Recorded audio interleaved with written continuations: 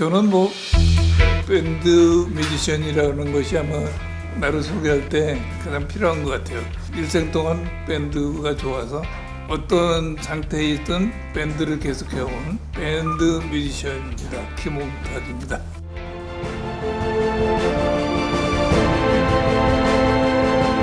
세계적 수준의 공항과 항만을 가진 도시, 접경지면서 제조업으로 성장한 도시, 인구 300만 돌파를 앞둔 도시, 개방성과 애양심을 가진 도시. I'm from 인천.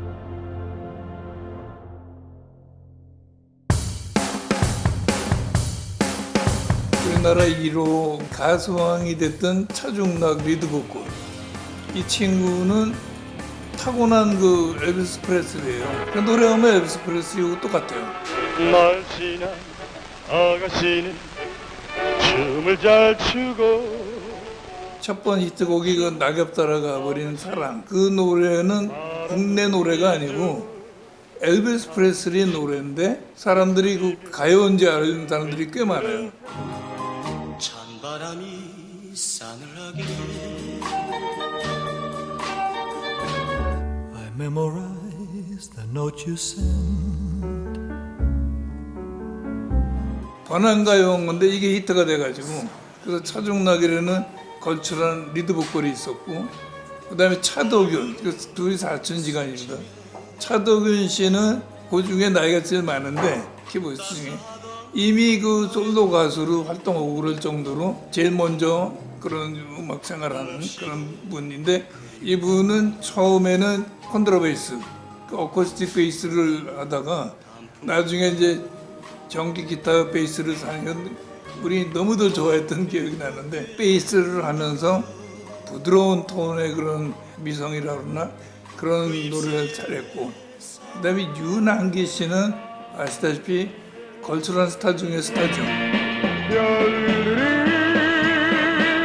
빛나던 밤 그리워요. 그 드러머였는데 노래를 잘하고 그다음에 그 또 라이처스 브라더스 이런 분들의 노래를 똑같이 해서 미군들을 열광시켰죠. 키보이스는 미 8군의 아주 역사에 남는 게 그 오디션을 보거든요. 6개월에 한 번씩. WA에는 최고 등급, 소위 그 급수에 따라서 이제 개런티도 올라가는 거고 당연히 국가적으로도 왜 획득이 많이 되는 거죠. 근데 뭐 하루에 투쇼도 하고 뭐 이런 정도로 키보드가 유명했던 거는 그런 멤버들. 그다음에 마지막으로 옥성빈이라는 친구는 굉장히 재주꾼이죠. 이 친구는 못하는 악기가 없어요. 그래서 예를 들자면 혼자서 드럼도 치고 또 키보드도 연주하고 뭐 저는 이제 뭐 기타니까 솔로를 주로 많이 했습니다. 어찌 보면은 하늘에서 만들어질 정도로 5명의 좋은 멤버들. 한국 최초의 그런 비틀스 음악을 할 수 있을 때는 시대적인 혜택. 뭐 그래서 키보이스는 아주 자연스럽게 이렇게 유명한 팀. 역도적으로도 음악적으로는 신중현 선배님이 대선배님이시고 그 나이로나 음악으로나 하지만 밴드로는 이제 키보이스가 뭐 평론가들 얘기가 6기업을 먼저 나왔다 그러더라고요.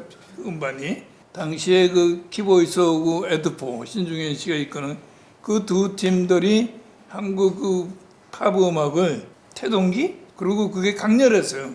두 팀 다 너무너무 그 강렬하게 했기 때문에 많은 그룹들이 쏟아져 나오게 되고 오늘날 BTS까지 이렇게 연결되고 있는 게 아닌가. 그때 키보이스를 부르는 별명 같은 게 있어요. 한국의 비틀스로 소개가 됐죠 항상. 그리고 실제로 비틀스 노래를 번안가요로 만든 앨범이 2개나 있어요. 가히 팝 음악의 혁명적인 그런 어마어마한 그룹이기 때문에 우리는 한국의 비틀스만 해도 영광스러운 거죠. 그런 소리만 들어도 비틀스한테도 우리는 대단히 고마운 거죠. 그때 인기가 대단했다고 들었는데 예를 들면 그래서 이게 쑥스러운 얘기지만 그 당시에 이제 뭐 극장 쇼라는 거 많이 했어요. 지금 세종문화회관 자리 거기가 이제 그룹들이 많이 공연했는데 절대 앞문으로 못 나갔습니다. 그때 막 스카프 같은 거 하고 있으면 막 찢길 정도로 막 그 당시에 왜 이렇게 팬들이 그 옛날인데 열렬했는지 모르겠어요. 그래서 그 뒷문이 2개가 있는데 교대교대로 지문으로 빠져나가야 될 정도로 팬들이 있었고 어딜 가든지 이게 오고 뭐 부담스럽기도 하고 영광스럽기도 하고 너무 고마운 거죠. 그래서 그룹을 따라다니는 사람들 뭐 BTS는 지금 어마어마한 거니까 그거를 시작하는 팀이 아닌가. 욕심이 많은 건지 아니면은 뭐 가장 좋은 쪽으로 생각하면 창조적인 걸 좋아하는 건지 그렇게 유명하고 키보이스 이름도 하면 돈도 많이 받는데 내가 키보이스는 이제 그 우리나라 영구적인 그룹으로 놔두자 그리고 해산이다 그리고 그 힙합이라는 팀을 만든 건데 거기에는 음악적인 이유가 있었어요. 이제 비틀스 시대가 지나간 건 아니지만 지미 핸드릭스라는 엄청난 스타가 기타 연주가 나오는 거예요. 그걸 미 8군 안에서 봤거든요.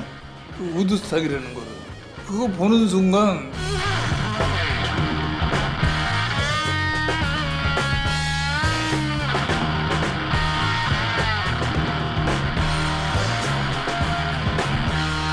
난 저렇게 해야 돼. 그러고 그 사이키델릭 음악이죠.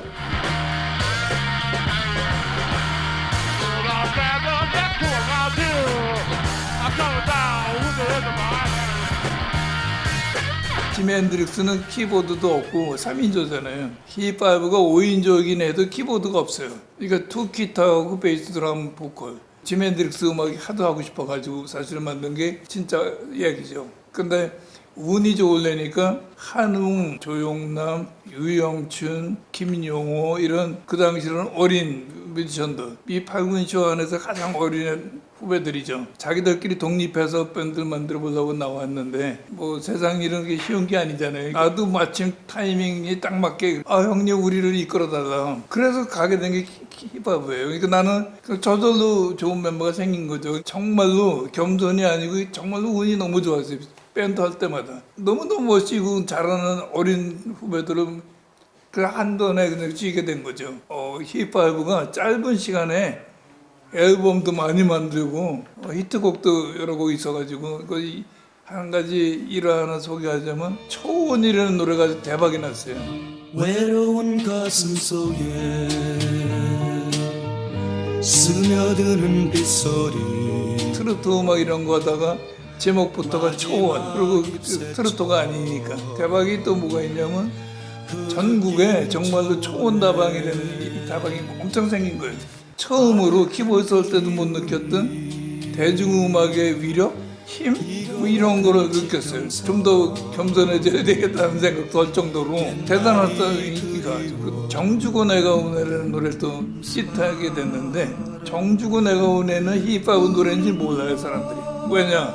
노래가 좋고 김희갑 선배님 작곡인데 한국의 유명한 가수는 그 노래 안 부르는 가수가 없어요. 조용필 나오고 근데 힙합 우리가 오리지널인 건 뭐예요? 어떻든 짧은 시간 내내 힙합가 히트곡도 많이 내고 그 당시에 크리스마스 캐롤이 나오면 전부 다 아름답잖아요. 음악도 아름답고 노래도 아름답고 이걸 사이키델릭으로 한 거예요 우리가.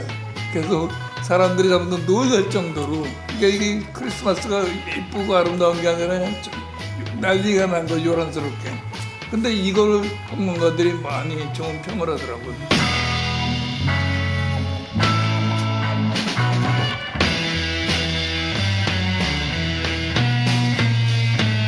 (1년) 사이에 앨범 4개를 한 건 아마 기록이라면 기록 거입니다. 보통 당시에 1년에 하나 만들기도 쉽지 않은 것이 당시에는 지금같이 싱글 앨범 이런 게 없었기 때문에 LP 앨범이니까 10곡을 해야 돼요. 웬만한 가수들도 1년에 하나 내는 것도 만만치 않는데 1년에 4개를 힙합가 낸 거죠.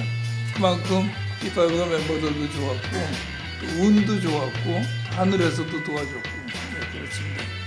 왜 또 히시크로 바꾸신 그것도 또 자연스러운 음악 변화인데 산타나라는 또 팀이 나오더라고요.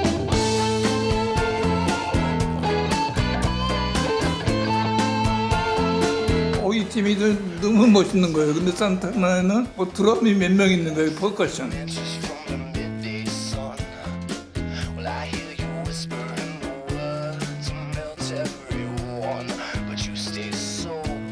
멤버를 좀 느껴봐야 되겠다. 그런데 운 너무 좋게 내 일생에 최고의 시간을 보냈던 게 히스틱스인데 거기에 맨 마지막에 들어온 멤버가 최현이라는 최고의 가수가 들어온 거예요. 내가 작곡한 당신은 몰라를 히트해서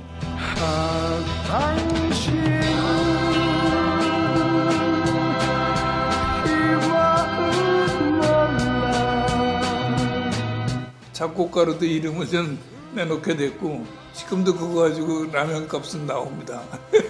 히스틱스는 내 생애 최고의 팀이라고 는 생각하고 우리 6명에다가 또 존 시스터라는 여성 보컬 2명이 같이 해서 어마어마한 그 위력을 발휘했어요. 그래서 뭐 당시에 TBC 거기가 최고의 그 방송국이었는데 쇼쇼쇼라는 프로그램은 어린이부터 노인까지 다 보는 아주 버라이티한 그런 프로그램인데 거기 전속이 돼가지고 거기 매주 한 뭐 2, 3일 가야 되고 그리고 매일 명동에서 라이브 음악 거기 오비스 캐빈이라고 그럽니다. 그건 한국 팝 음악 역사상 최고의 방송국 같은 데서 와서 조명, 음향을 배울 정도로 그렇게 앞서간 거예요.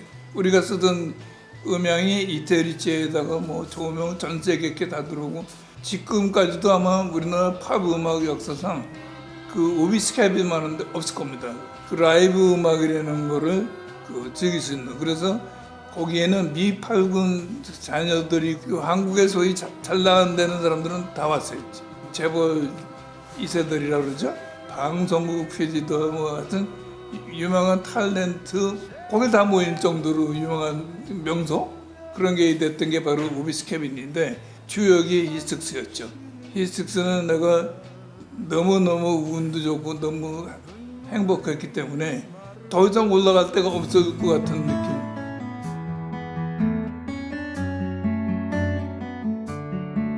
당시에 이제 그 대마초라는 큰 사건, 장발족, 단속 이런 게 이제 그 유신 시대에 굉장히 힘들었어요. 가장 타격 입은 분야가 록 밴드들이죠. 우선 장발족부터 걸리고 그런 힘든 시기였고 음악적으로 너무 좋은 시절을 보내니까 뭐랄까 더 이상 내가 어떻게 뭐 할 게 없는 것 같은 사회적으로 이렇게 힘든 시기에 가요 사상 최초로 미국 교포 위문 공연에 가게 된 거예요. 사실 아주 솔직하게 얘기하면 무작정 나가게 된 거죠.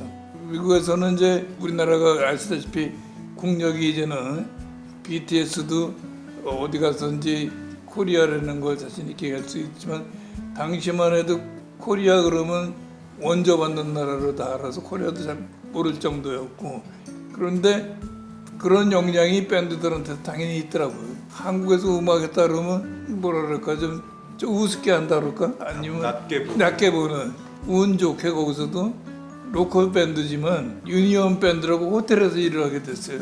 운이 좋았습니다. 그래도 생활이라는 게 힘드니까 낮에는 이제 그 소자본으로 할 수 있었던 게 가발 가게였어요. 가발 가게를 시작해가지고 인디안 터코이스 보석 가게 그때 참 재밌었던 것 같아요. 인디안 마을에 가서 후배 하나가 손 기술이 좋아서 그런 보석 만들면 나는 판매하고 다운타운 근처에서 있었고 강도도 당해봤고 2번이나 돈 잘 벌고 그랬는데도 끔찍해가지고 가발 가게 안 오고 그랬는데 결정적인 거는 꽃가게를 그때 결혼도 안 했을 때인데 친한 사람이 뭐 뉴욕으로 가게 됐다면서 꽃가게 해라 했나 보고 꽃가게 내가 어떻게 하냐고 꽃 뭐 무조건 하래도 근데 진짜로 미국 생활 중에 정말 돈을 많이 벌었어요. 돈 그렇게 많이 벌었는데 한국에서 음악 학교 가고 싶어서 돈 더 벌으려고 흥행하다가 그것도 다 날렸어요. 또 꽤 큰 돈이었는데 86년도에 그 코리아 올스타 쇼라는 걸 해가지고 17개 도시 순회 공연을 했는데 그때 흥행이라는 게 글자 그대로 더불어 온 아땡이더라고요. 흥행에 돈 벌면 엄청 버는 거고 깨지면 집을 다 날린다더니 정말 그렇게 된 거예요. 좋은 적도 있었고 나쁜 적도 있었고 네, 그런 생활을 미국에서 했었죠. 재즈 아카데미는 내 인생에도 정말 최고의 보람이고 한국 나와가지고 고향에 조금 남아있던 내 소유의 땅도 다 팔아먹고 음반 기획을 했는데 그게 또 잘 안 된 거예요. 근데 그때 USO라고 봉사단체가 있어요. 그 유서는 국제 결혼한 사람들을 위하는 그런 단체예요. 거기 회장은 명예회장이지만 미국 현역 대통령이에요. 나보고 봉사 좀 하래요. 그래서 무슨 봉사나 그랬더니 1년에 몇 번씩 그런 모금 공연도 하고 그래야 되는데 자기네 예산이 얼마 없으니까 나보고 좀 섭외를 해달래 그죠. 그래서 뮤직 디렉터로 일을 하게 된 거예요. 한국의 실용음악, 컨템포러리 음악 학교가 필요하다. 그런 얘기를 이제 많이 나눈다 보니까 한번 해보자고. 그래가지고 7명의 주주로 시작이 된 게 재즈 아카데미인데 힘든 일도 많았지만 정말 최고였죠. 왜냐하면 실용음악을 제대로 교육할 수 있는 그런 곳과 이분들이 다 하버드, 콜럼비아 이런 데 나온 분들이에요. 버클리 음대하고 우리가 자매기를 맺은 거예요. 그거 하나로 재즈 아카데미는 그냥 대성공을 하게 된 거죠. 음대 나온 친구들이 우리한테 오는 거예요. 왜냐 오디션을 봐야 돼. 그래서 재즈 아카데미 지금까지 그 이제 다른 분이 인수인계해서 하지만 진정한 컨템포러리 음악 학교 그건 거기입니다. 그래서 뭐 인생의 최고의 그 시간을 보낸 것 같아요. 근데 또 이제 그랜 배드 좋은 일이 있으니까 나쁜 일이 내가 그냥 나쁜 그 병들을 많이 걸려가지고 곧 죽을 수도 있다고 그래가지고 양평으로 그냥 오게 된 거죠. 그래서 여러분들도 인생살이는 항상 좋은 거 아니고 항상 나쁜 것도 아니더라고요. 좋은 일 있다 나쁜 일 있다 맨날 업앤다운하고 여기까지 온 겁니다. 고향에 대해서 내가 혼 게 없더라고요. 그래서 80이 되면은 고향에서 큰 콘서트를 한번 하고 싶다. 그런 계획을 오래전부터 가지고 있습니다. 인천에 좀 뭔가 조그마한 도움이라도 못했으면 좋겠다. 뭐 고향은 누구든지 다 생각하잖아요. 그냥 인천에서 태어난 게 행복했구나. 그래서 나는 일생 동안 지금도 똑같은 마음인데 음악 한 거에 대해서 너무너무 감사하게 생각하고요. 그 음악이라는 세계에 빠져서 그 일생 동안 그런 쓰라린 그런 아픔 그런 거를 다 잊을 수 있고 또 나름대로 행복하게 살았던 것 같아요. 또 나이 먹다 보니까 큰 병들을 많이 제가 겪었어요. 그럴 때마다도 너무너무 뭐든지 감사하게 생각하고 그래서 그런지 벌써 어느덧 80이 됐는데 당연히 옛날 같지는 않죠. 근데 음악이 좋아서 지금도 음악 생활하면서 조그맣게 봉사를 하고 그냥 뭐 계속 하고 있죠. 어떻든 음악을 하게 되고 음악 속에서 살아온 거에 대해서 정말 감사하게 생각하는 사람입니다. 네.